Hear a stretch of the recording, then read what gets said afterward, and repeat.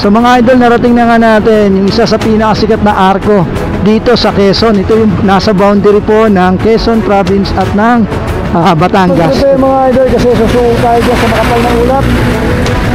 So malakas na ulan yung sasagupain natin. Kaya prepare na natin yung ating kapote. Ganyan talaga. So tuloy na tuloy tayo, biyaheng Samar. Let's go! So mga idol, dito tayo dadaan para sa Bitukang Manok. Dito na yung zigzag road mga idol. Yan, ito na natin yung information doon sa kanto. So let's go, dito na tayo. So ayan, makikita natin dito Quezon Protected Landscape. Yan, Quezon Protected Landscape yung nakalagay doon sa signage na yon. Sa pagpapatuloy ng ating video ay samahan nyo kami na libutin ang mga nagagandahang isla sa timog bahagi ng Luzon. Tumawid hanggang Visayas hanggang sa umabot tayo sa MacArthur Leyte at matulog sa mga tabi o sa mga gilid ng kalsada dahil sa tindi at haba ng ginawa naming pagbiyahe. Swerte yung nasa unahan. So dito mga idol, makikita natin napakarami ng mga volunteer na tumutulong para ma-assist yung mga dumadang sasakyan. Yan nga.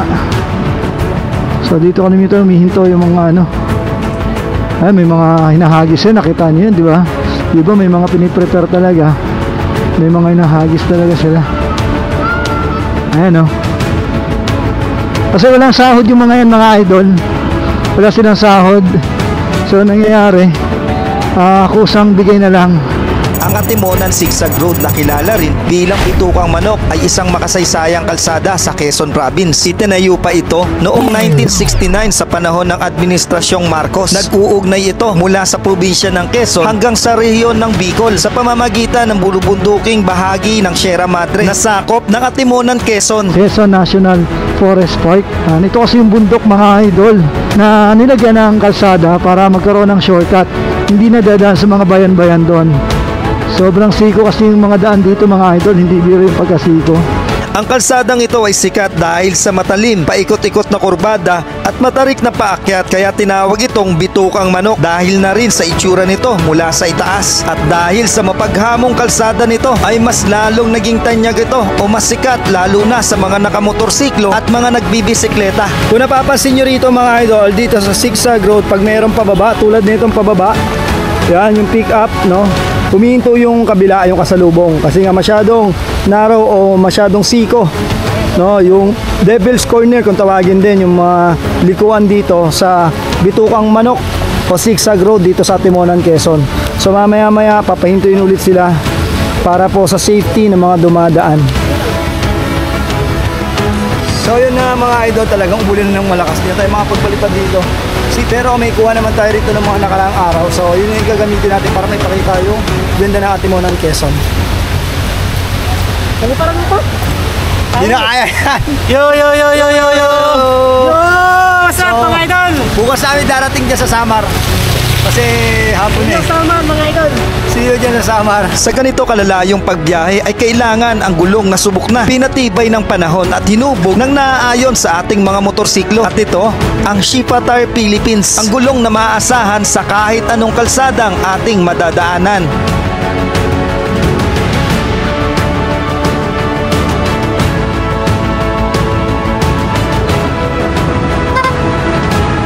Ang video na to ay pasilip pa lamang sa mas pinahirap, mas pinaganda at mas kapanapanabik na ginawa naming travel adventure mula Metro Manila hanggang marating namin ang MacArthur Leyte dito sa Visayas upang mapuntahan din ang mga isla na hindi pa masyadong kilala, at sa pamamagitan ng ating channel ay mapapanood at masasaksihan natin ang mga tinataglay nilang ganda na pwede nating ipagmalaki na hindi lang dito sa Pilipinas kundi sa buong mundo, na pang world class ang tinataglay na likas na yaman ng ating bansang Pilipinas.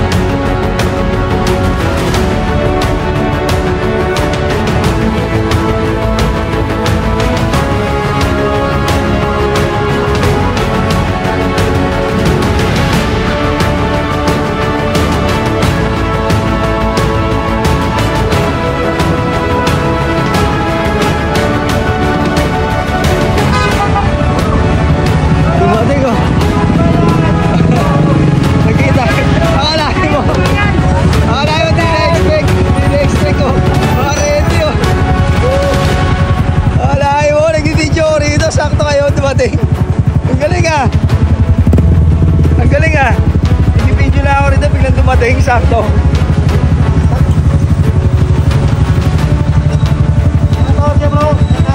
Ayun o. Alam niyo saging, binitawan niya yung ano. Ang laka. Inaagis sila nun, ang galing sumalo. Ang galing sumalo. Ayun yung isa, di ka ako. Sumapuputan yun. Sumapuputan yun. Ayun yung tahimik kayo, yung tahimik ko. Ayun yung tahimik kayo, ayun. Ayun o. Yung tahimik. Malakas kumain ito eh. Dali. Kaya ba tayo mo? Patakaw to isa. Hindi marunong sumalaw. Hindi marunong. Talo na itong isa. Kukunin nila yan mamaya. Ayun, may bumaba na. Kita nung isa. Ayun, bumaba na.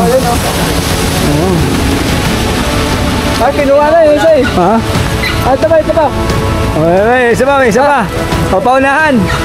Paunahan, dito sa tatlo kung mag-unahan. Tatakot. Namimersa yun oh. Bully to, bully. Nambubuli yung person, namimersa. Namimersa yung isa. May 10 piso pa tayo rito, isa pa. Oo. Namimersa yung isa.